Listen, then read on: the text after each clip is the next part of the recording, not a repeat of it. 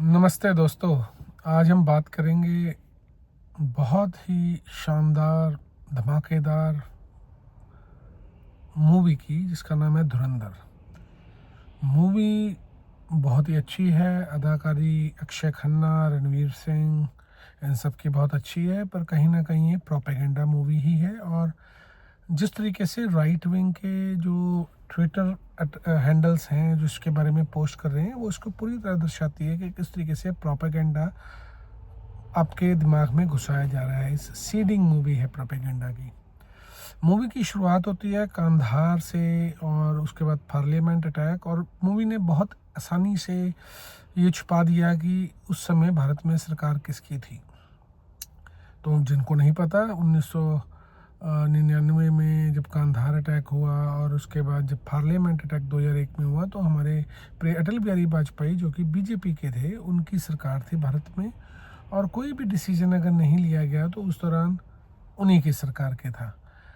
उसके बाद ये मूवी धीरे धीरे 26/11 की तरफ बढ़ती रही, जो कि मुंबई अटैक थी। तो मूवी एज ए मूवी तो ठीक है, लेकिन जहाँ तक बीच बीच में प्रोपेगेंडा को बहुत सरलता से घुसाया गया है ताकि आपको ब्रेन वॉश किया जा सके। जैसे कि हमारे अजित दोभाल का रेप्लिका बनाया गया है, जो आर माधवन ने रोल किया है, वो अजित दोभाल बनाए गए हैं। और उनके कई बार ऐसे डायलॉग हैं कि जब राष्ट्रवादी पार्टी सत्ता में आएगी तब मैं ये करूँगा, या यूपी की बात कीजिए तो यूपी में जब कोई एक राष्ट्रवादी पार्टी आएगी तब क्या एक्शन लिए जाएंगे।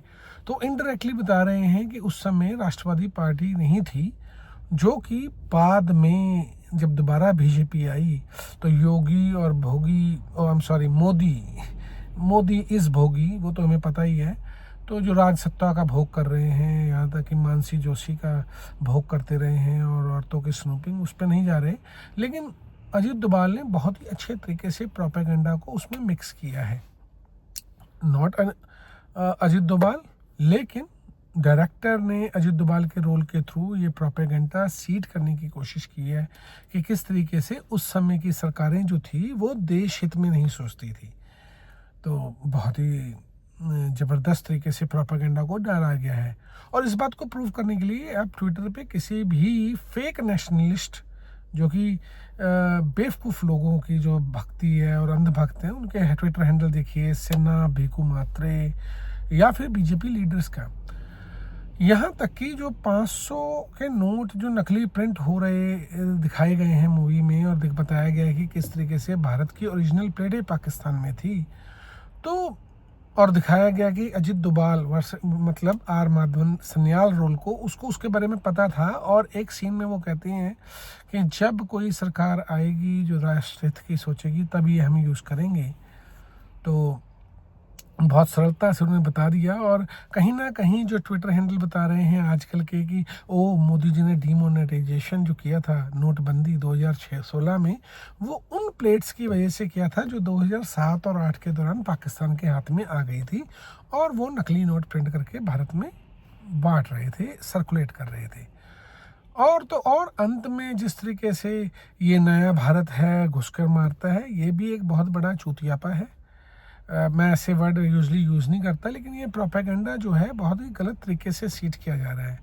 हर सरकार की अपने समय की कुछ मजबूरियां होती हैं, चाहे वो उनकी कमजोरी हो, चाहे वो उनकी राजनीति हो, चाहे आर्थिक दबाव हो, लेकिन हर सरकार कहीं ना कहीं देश हित में ही काम करती है। लेकिन मोदी सरकार के आने के बाद जिस तरीके से अपनी छाती को पीट रहे हैं ये अंधभक्त की हमसे बड़ा देशभक्त कोई नहीं है, तो उन्हें बताना चाहूँगा कि आरएसएस जो है वो 52 साल तक तिरंगा फहराने से बचती रही, और वो सिर्फ मुगल राज के खिलाफ हैं, कभी ब्रिटिश राज के 200 साल की वो बात भी नहीं करते, क्योंकि वो हमेशा उनके दलाल रहे हैं।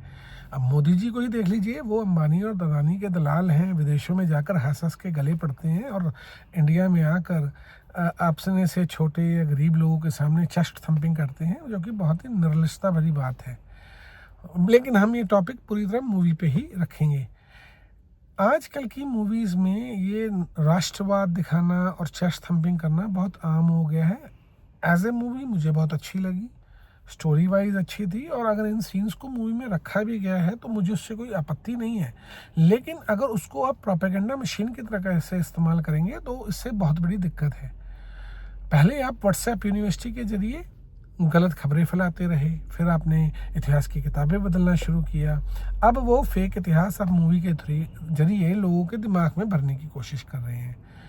तो इंडिया की जो आम जनता है वो वैसे ही बेवकूफ़ है, और इस तरीके की मूवी देखकर वो महा बेवकूफ़ बनने की ओर जा रही है।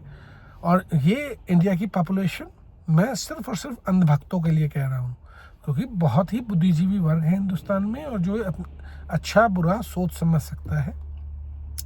ये उन बीजेपी के भक्तों की तरह नहीं हैं जो वंदे मातरम को वंदे भारत बोलते रहें, और कुछ भी मोदी जी आकर बकवास करें रैली में और उसको मोदी मोदी करके निकल जाएं। तो ऐसा इंडिया की जनता नहीं करती, लेकिन जो अंधभक्त हैं वो महा बेवकूफ़ हैं, और वही इस तरीके के प्रोपेगेंडा को आगे बढ़ा रहे हैं।